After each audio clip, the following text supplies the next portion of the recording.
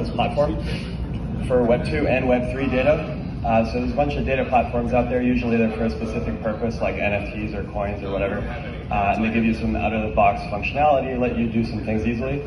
We try to take a slightly different approach. So we give you a sandbox where you can build anything that you want. Because if you have a game or a DeFi protocol or whatever, and you need metrics that are very specific to the thing you're building, chances are you're not going to be able to do that with other things. And the alternative sometimes is just to build your own analytics.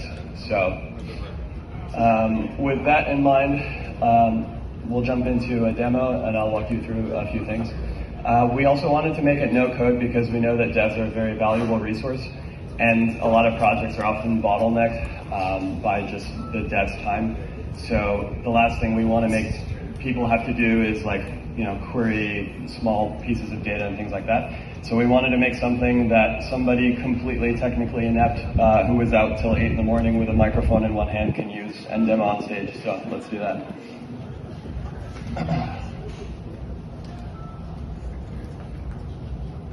All right, so this is our platform. So basically it's a visual query builder. You have these boxes that you can chain together to pull stuff. And we've been working with a bunch of different companies here building on Solana, so I'm going to focus mostly on Solana stuff for this time. Last time in New York we showed more like SQL and Excel and things like that, but we're going to skip that. So we worked with a company called Streamflow. They have very simple data structures, so it's good to just show you what they do.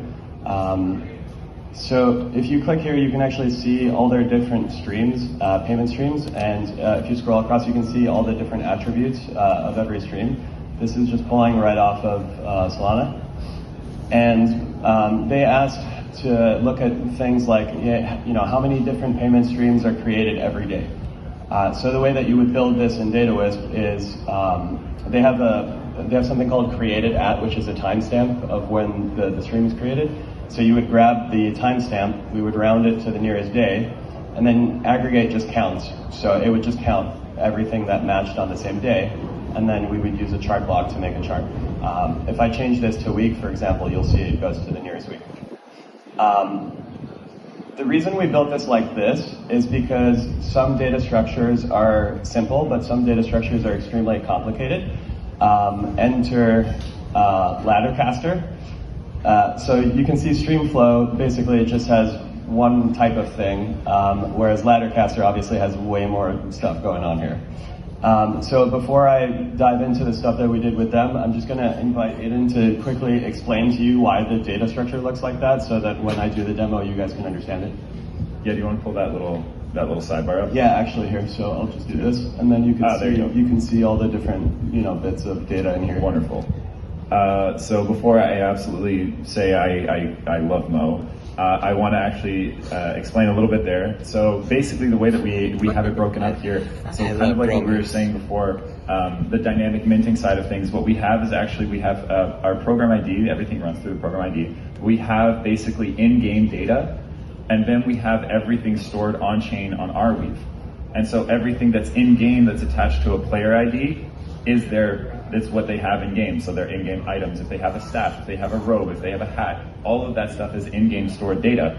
But that might not necessarily be in their wallet. So you can't just pull their wallet ID and show all of the NFTs in there, because most of them aren't NFTs unless they're deciding to put them up on the marketplace, right?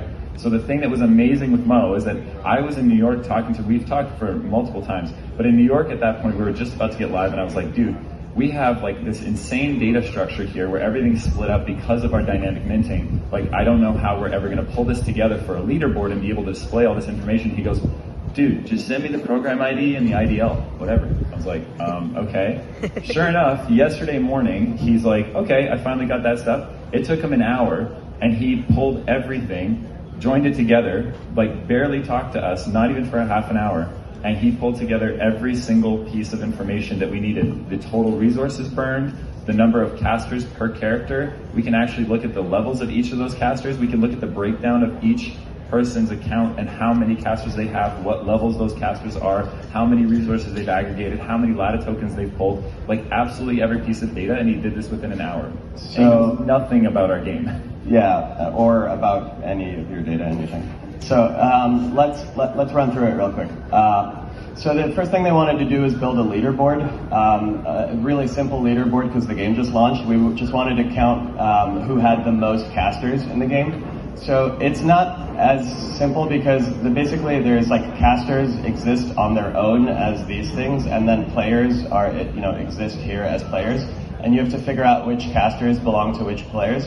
So in Datawisp, this is just done with a natural join block. So you would just match the account with the caster's data with the owner.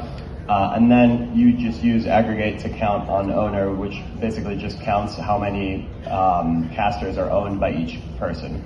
And then you use this order by block on count and sort it in descending order.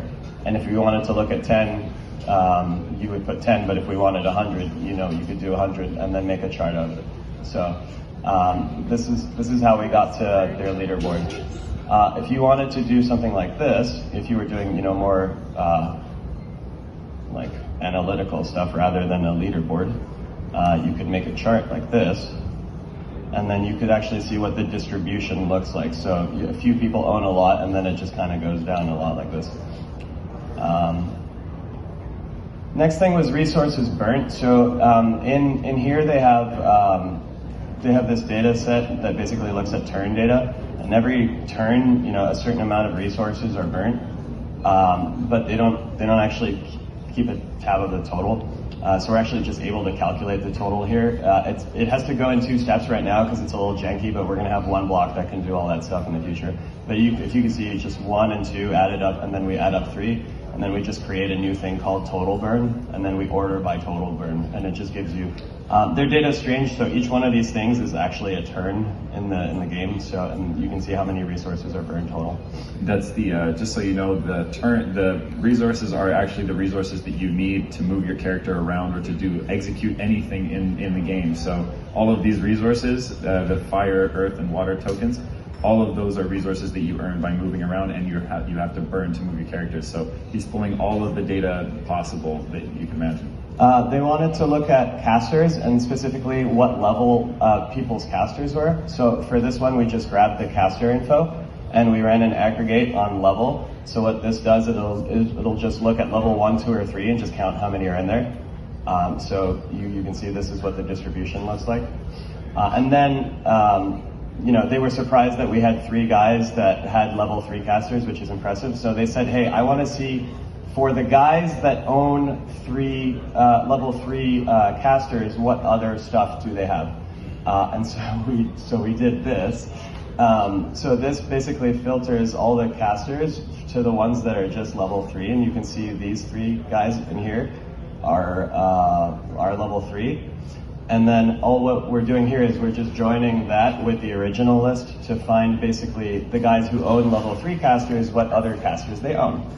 And we're aggregating it on owner and level, and we get this table. So you can see this guy owns 22 level 1s, 7 level 2s, and 1 level 3, etc.